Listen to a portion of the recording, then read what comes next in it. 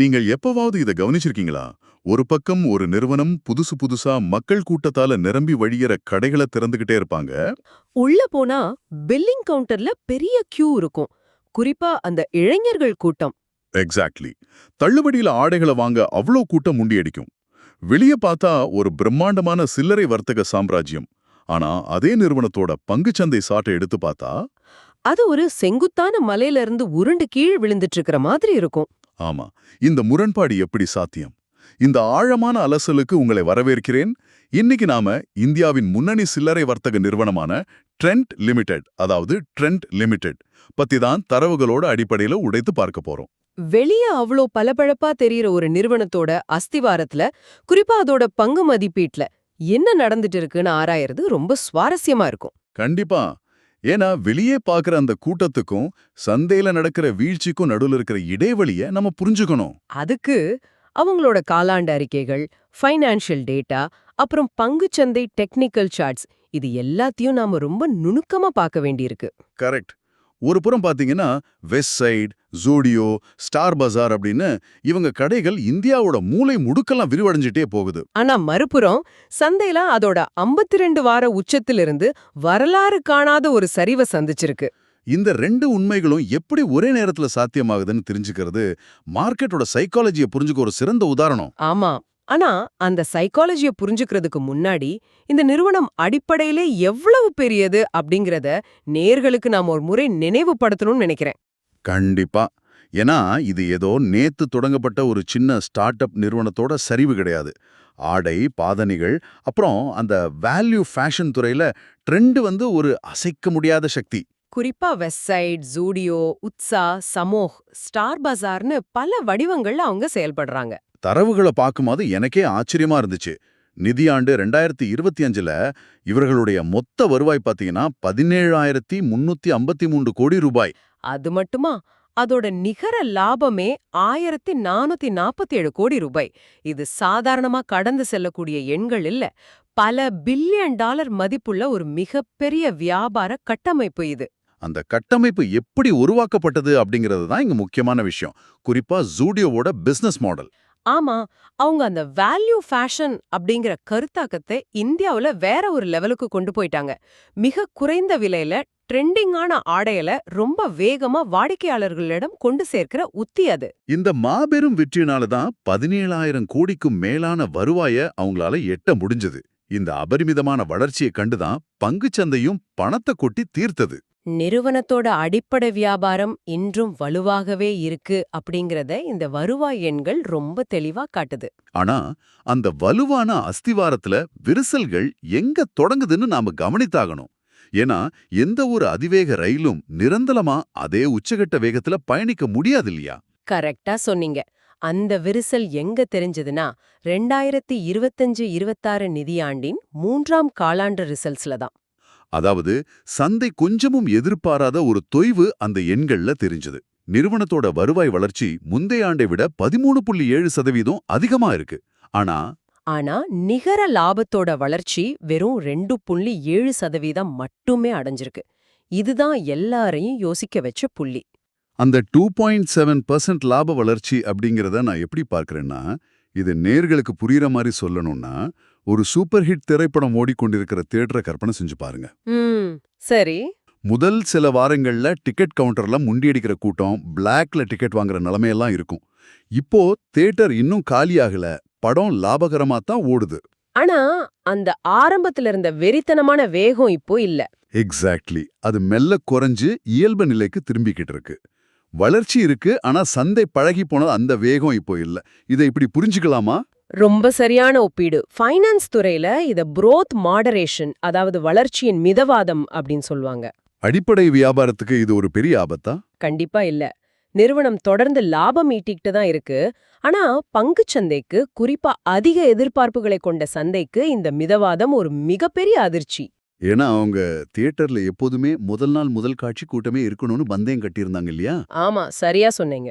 நீங்க தொடர்ந்து புது கடைகளை திறக்கலாம், வருவாய 13% அதிகரிக்கலாம். ஆனா அந்த வருவாய லாபமா மாற்றுவதில் ஏற்படுற சவால் தான் இங்க வெளிப்படுது. அதாவது சில்லறை வர்த்தகத்துல ஆபரேட்டிங் காஸ்ட், அப்புறம் விநியோக சங்கிலி மேலாண்மை, புது கடைகளுக்கான முதலீடு இதெல்லாம் அந்த ப்ராஃபிட் மார்ஜினை கடுமையா அழுத்தும். ஆமா, ஒரு நிறுவனம் தன் ஹைப்பர் growth ஃபேஸ்ல இருந்து ஒரு நிலையான மெச்சூர் growth கட்டத்துக்கு மாறும்போது இது கண்டிப்பா நடக்கும். இங்க தான் எனக்கு ஒரு மிகப்பெரிய கேள்வி எழுகிறது. நீங்க இந்த தரவுகளை உற்று நோக்கினால் லாபம் குறைந்து விடவில்லை, நஷ்டம் ஏற்படவில்லை. ஆமா, 1400 கோடிக்கு மேல லாபம் ஈட்டும் ஒரு நிறுவனம் அது. அப்போ லாபத்தோட வளர்ச்சி விகிதம் 2.7% குறைஞ்சதுக்கு சந்தை ஏன் இவ்வளவு கடுமையான வீழ்ச்சியை கொடுத்து இந்த நிறுவனத்தை தண்டிக்கணும்? இது கொஞ்சம் அதீதமான ரியாக்ஷன் மாதிரி தெரியலையா? அதற்கான விடை நிறுவனத்தின் லாபத்திலோ அல்லது வருவாயிலோ இல்ல. அதோட விடை வேல்யூவேஷன்ல, அதாவது மதிப்பீடுல ஒழிஞ்சிருக்கு. ஓ, மதிப்பீடு. ஆமா, சந்தையில ஒரு நிறுவனத்தோட பங்கு விலை அப்படிங்கிறது அதோட இன்றைய வங்கியிருப்பை மட்டும் குறிப்பதில்ல. அது அந்த நிறுவனத்தின் எதிர்கால வளர்ச்சியின் மீது முதலீட்டாளர்கள் வைத்துள்ள ஒட்டுமொத்த நம்பிக்கையின் விலை. அப்போ ட்ரெண்ட் நிறுவனத்தோட தற்போதைய மதிப்பீட்டு தரவுகள் என்ன சொல்லுது? இதோட பி ரேஷியோ பாத்தீங்கன்னா 64 முதல் 77 வரை இருக்கு. அதே போல பிபி ரேஷியோ 18 முதல் 19 வரை இருக்கு. இந்த எண்கள் சந்தையை தொடர்ந்து கவனிக்கும் நேயர்களுக்கு பரிச்சயமானதா இருக்கலாம். ஒரு டெக்னாலஜி நிறுவனத்துக்கோ அல்லது ஏஐ நிறுவனத்துக்கோ PE ரேஷியோ 70 அல்லது 80 இருப்பது சகஜம். ஏன்னா அவரோட வளர்ச்சி ஒரே இரவில் பல மடங்கு பெருகும் வாய்ப்பு இருக்கு. ஆனா ட்ரெண்ட் ஒரு சில்லறை வர்த்தக நிறுவனமாச்சு. செங்கல் வச்சு கட்டின கடைகளை திறக்கணும், ஆடைகளை தைக்கணும், அதை விற்கணும். இப்படிப்பட்ட ஒரு துறைக்கு 77 என்ற PE ரேஷியோ அப்படிங்கிறது எந்த ஒரு தவறுக்கும் இடமளிக்காத ஒரு ஆபாயகரமான எதிர்பார்ப்பு தான். அது ஒரு மிக முக்கியமான பார்வை. அதை கொஞ்சம் விளக்கமா சொல்ல முடியுமா? கண்டிப்பா. PE ரேஷியோ 77 அப்படின்னா இந்த நிறுவனம் எதிர்காலத்துல வருடத்துக்கு ₹1 லாபம் சம்பாதிக்கும் அப்படிங்கிற நம்பிக்கையில முதலீட்டாளர்கள் இன்றே அதற்காக ₹77 கொடுக்க தயாராக இருக்கிறாங்கன்னு அர்த்தம். ஓ, PB ரேஷியோ 19 அப்படிங்கிறது நிறுவனத்தோட உண்மையான சொத்து மதிப்பை விட 19 மடங்கு அதிக விலை கொடுத்து பங்கா வாங்குறாங்கன்னு அர்த்தம்.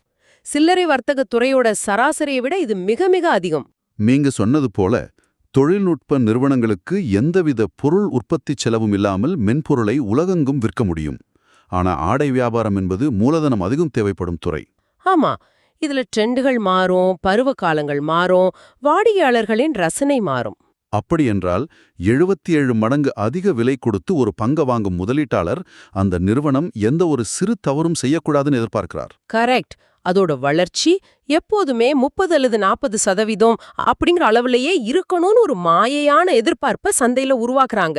இந்த இடத்துல தான் அந்த 2.7% லாப வளர்ச்சி என்ற யதார்த்தம் சந்தையை அறிகிறது. ஆமா, எதிர்பார்ப்புகள் சற்று தவறுனாலும் சந்தை அதை ஈவு இரக்கமென்று தண்டிப்பதற்கு இதுதான் முக்கிய காரணம். முதலீட்டு உலகத்துல இத priced for perfection அப்படின்னு சொல்வாங்க. அதாவது முழுமைக்கான விலை. எக்ஸாக்ட்லி. நீங்க முழுமையான எந்த குறையுமற்ற வளர்ச்சியை எதிர்பார்த்து ஒரு பொருளுக்கு அதீத விலை கொடுக்கறீங்க. ஒரு சிறு சறுக்கல் ஏற்பட்டாலும் அந்த பிரம்மாண்டமான மதிப்பீடு ஒரு சீட்டுக்கட்டு கோபுரம் போல செறிந்துவிடும். அதிக எதிர்பார்ப்புகள் இருக்கும்போது சிறு மிதவாதமும் பெரிய வீழ்ச்சியாக மாறும் என்பதற்கு ட்ரெண்ட் ஒரு மிகச்சிறந்த உதாரணம். சந்தை அதோட பழைய எதிர்பார்ப்புகளிலிருந்து முழிச்சுக்கிட்டு யதார்த்தமான மதிப்பீட்டிற்கு நிறுவனத்தை கொண்டு வரும் ஒரு வலி நிறைந்த கரெக்ஷன் தான் இப்போ நடந்துட்டு இருக்கு. அந்த வலியோட அளவை நாம பங்குச்சந்தை வரைபடத்துல தெளிவா பார்க்க முடியுது. அடிப்படை வியாபாரத்துக்கும் சந்தை எதிர்பார்ப்பிற்கும் உள்ள இந்த முரண்பாடு டெக்னிக்கல் அனாலிசிஸ்ல எப்படி எதிரொலிக்கிறதுன்னு பார்ப்போம். சரி, சார்ட்ட பார்ப்போம். இந்த பங்கின் 52 வார உச்ச விலை ₹6261. ஆனா தற்போது சுமார் 3399 அப்படிங்கிற அளவுல தான் வர்த்தகமாயிட்டு இருக்கு. அதாவது தன் உச்சத்திலிருந்து கிட்டத்தட்ட பாதியா குறைஞ்சிடுச்சு. ஒரு வலுவான வியாபாரம் கொண்ட நிறுவனத்தோட பங்கு விலை 50% சரிவது அப்படிங்கிறது ஒரு சாதாரண விஷயம் அல்ல. இது ஒரு தெளிவான டவுன் ட்ரெண்ட், அதாவது இறங்கு முகத்தை காட்டுது. மேலும் இது அதனுடைய 52 வார சரிவான 3340 அப்படிங்கிற லெவலுக்கு மிக மிக அருகில் வந்துருச்சு. வெறும் விலைய மட்டும் பார்க்கறத தாண்டி நாம் சந்தையோட மொமெண்டம் எப்படி இருக்குன்னு புரிஞ்சுக்க வேறு சில முக்கிய டெக்னிக்கல் இண்டிகேட்டர்ஸையும் கவனிக்கணும் இல்லையா? கண்டிப்பா. முதலாவதா MACD குறியீடு, அதாவது MACD. இது -141.55 அப்படிங்கிற அளவுல ரொம்ப ஆழமான நெகட்டிவ்ல இருக்கு. இந்த MACD குறியீடு -141 ஆக இருக்கு அப்படிங்கிறத ஒரு நம்பரா மட்டும் பார்க்காம இதன் பின்னணியில உள்ள செயல்பாட்டை நாம் புரிஞ்சுக்கணும். ஆமா. மேக்டி இவ்வளவு ஆழமான நெகட்டிவ்ல இருக்கிறது அப்படிங்கிறது வெறும் விலை சரிவதை குறிப்பதல்ல, அந்த விலை எவ்வளவு வேகமா சரிகிறது என்பதை காட்டுது. கரெக்டா சொன்னீங்க. அதாவது பந்துகளை விக்கிறவங்களோட மொமெண்டம் விலையின் சரிவை விட வேகமா அதிகரிக்குதுன்னு எடுத்துக்கலாமா? எக்ஸாக்ட்லி. விற்பனை அழுத்தம் தொடர்ந்து தீவிரமடைந்து வருது அப்படிங்கறதையே இது காட்டுது. ஒரு பந்து மலையிலிருந்து கீழே உருளும்போது அதோட வேகம் படிப்படியா அதிகரிக்கிறத போன்றது இது. அடுத்ததாக RSI எனப்படும் ரிலேட்டிவ் ஸ்ட்ரென்த் இண்டெக்ஸ். இது தற்போது 35.54 அப்படிங்கிற அளவுல இருக்கு. பொதுவாக RSI 30க்கு கீழ் சென்றால் அது ஓவர்சோல்டு நிலைய குறிக்கும். தற்போது இது 35ல் இருப்பதால பங்கு அதிக அளவில் விற்கப்பட்டு மிகவும் பலவீனமான வீக்னஸ் நிலையில இருக்குன்னு உணர்த்துது. ROC குறியீடும் நெகட்டிவாகவே இருப்பதும் இந்த பலவீனத்தையே உறுதி செய்யுது. இவையெல்லாம் ஒரு புறம் இருக்க, டெக்னிக்கல் தரவுகள்ல என்னை மிகவும் சிந்திக்க வச்ச ஒரு விஷயம் இந்த மூவிங் ஆவரேஜ்கள். ஓ, அது கவனிச்சிங்களா? ஆமா, தரவுகளின்படி பாத்தீங்கன்னா EMA 5 முதல் EMA 200 வரையிலான அத்தனை மூவிங் ஆவரேஜ்களும் தற்போதைய விலைக்கு மேல இருக்கு. இதை நம்ம எப்படி புரிஞ்சுக்கிறது? இது ஒரு கம்ப்ளீட் பேரிஷ் ஸ்ட்ரக்சர். இது ஒரு அருவிக்கு எதிரா நீந்துவதற்கு ஒப்பிடலாம்னு நினைக்கிறேன்.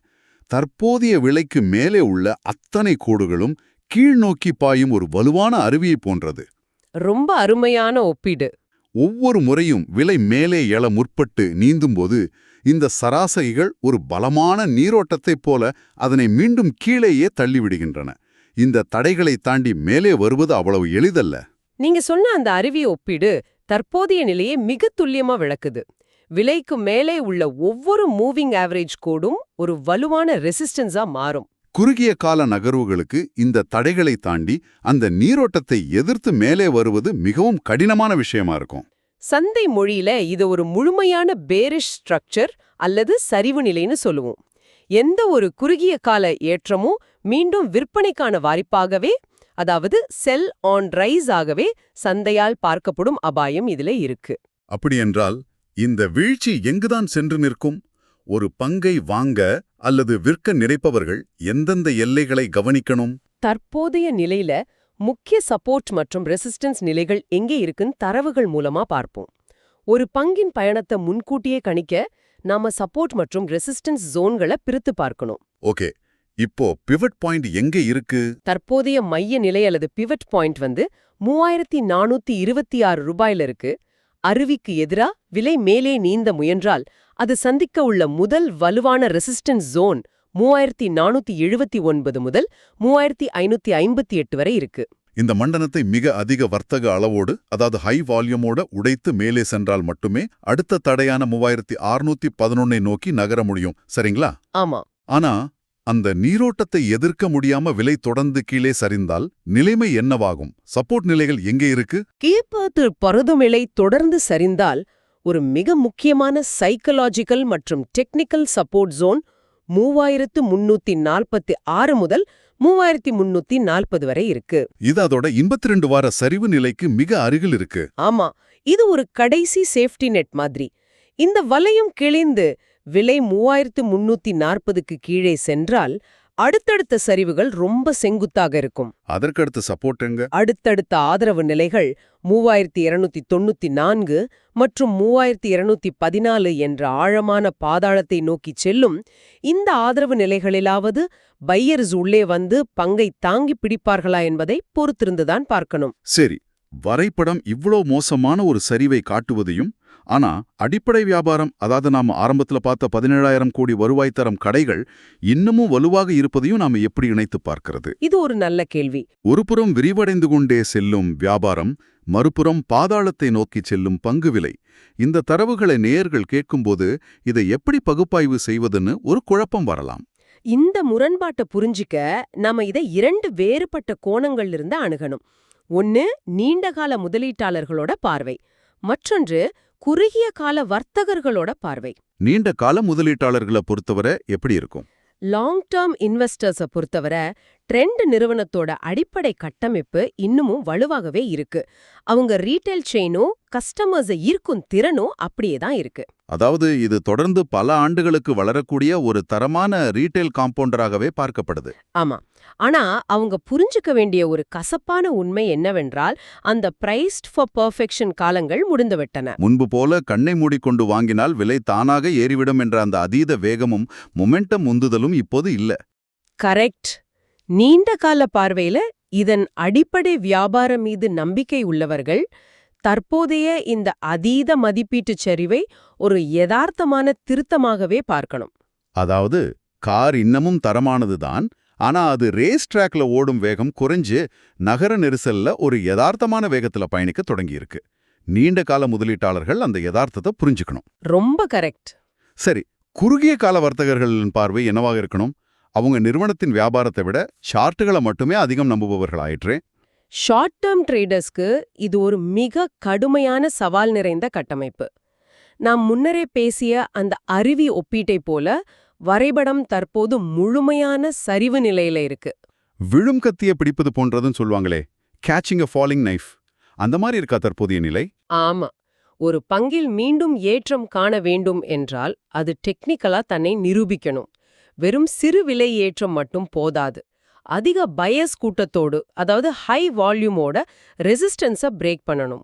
பங்கு விலையானது 3480 முதல் 3560 வரையிலான அந்த ரெசிஸ்டன்ஸ் ஜோனை முழுமையாக உடைத்து குறுகிய கால மூவிங் ஆவரேஜ்களுக்கு மேல் நிலை பெற வேண்டும். அதுவரை வர்த்தகர்கள் மிகவும் எச்சரிக்கையாக தங்களுடைய சப்போர்ட் நிலைகளை கண்காணித்து செயல்பட வேண்டிய கட்டாயம் இருக்கு. சூப்பர்.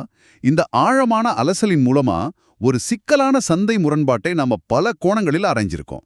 வெளியே பிரம்மாண்டமாக தெரியும் ட்ரெண்ட் நிறுவனத்தின் வருவாய் வளர்ச்சி ஒருபுறம் இருந்தாலும், அதன் 2.7% மிதமான லாப வளர்ச்சி எப்படி சந்தையின் அதீத எதிர்பார்ப்புகளை சுக்குநூறாக்கியதுன்றதை பார்த்தோம். சில்லறை வர்த்தகத் துறைக்கு சற்றும் பொருந்தாத 77 என்ற PE மதிப்பீடு எப்படி ஒரு அபாயகரமான வளையாக மாறியது என்பதையும் தெளிவா புரிஞ்சுக்கிட்டோம். அதேபோல டெக்னிக்கல் சார்ட்ல MACD, RSI போன்ற குறியீடுகளும் விலைக்கு மேலே உள்ள மூவிங் ஆவரேஜ்களும் எப்படி பங்கை தொடர்ந்து கீழே தள்ளும் ஒரு அருவியாக செயல்படுகின்றன என்பதையும் விரிவாக விவாதித்தோம். நீண்டகால முதலீட்டாளர், குறுகிய கால வர்த்தகர் என இருவருக்கும் தற்போதைய நிலையில் உள்ள சவால்களையும் வாய்ப்புகளையும் இந்த தரவுகள் ரொம்ப தெளிவா உணர்த்துது. ஆமா. இறுதியாக இதை செவிமடுத்துக் கொண்டிருக்கும் உங்களுக்கு ஒரு சிந்தனை கேள்வி. ட்ரெண்ட் நிறுவனம் ஃபாஸ்ட் ஃபேஷன் அப்படிங்கிற கருத்தாக்கத்தின் மூலம் வாடிக்கையாளர்களின் வேகமான ரசனை மாற்றங்களை பூர்த்தி செய்து ஒரு சாம்ராஜ்யத்தை உருவாக்கியது. ஆனா சந்தையும் ஒரு நுகர்வோர் தான் என்பதை நாம் மறந்துவிடக்கூடாது. எக்ஸாக்ட்லி. தற்போதைய நிலையில் ட்ரெண்டின் இந்த அதீத பங்கு மதிப்பீடு சந்தை விரும்பும் ஒரு கவர்ச்சியான ஃபாஸ்ட் ஃபேஷனாக இல்லை. சந்தையோட ரசனை மாறிவிட்டது. நிறுவனம் மீண்டும் சந்தையின் எதிர்பார்ப்பிற்கேற்ப தன்னை மாற்றியமைத்துக் கொள்ளுமா, அல்லது நேற்றைய பழைய ட்ரெண்டாக மாறிவிடுமா? அடுத்த முறை அதிக எதிர்பார்ப்புகள் கொண்ட ஒரு பிரபலம் வாய்ந்த நிறுவனத்தின் பங்கு வாங்கும் முன் இதை சற்று சிந்தித்து பாருங்கள். இந்த ஆழமான அலசலில் இணைந்ததற்கு நன்றி. மீண்டும் அடுத்த அலசலில் சந்திப்போம்.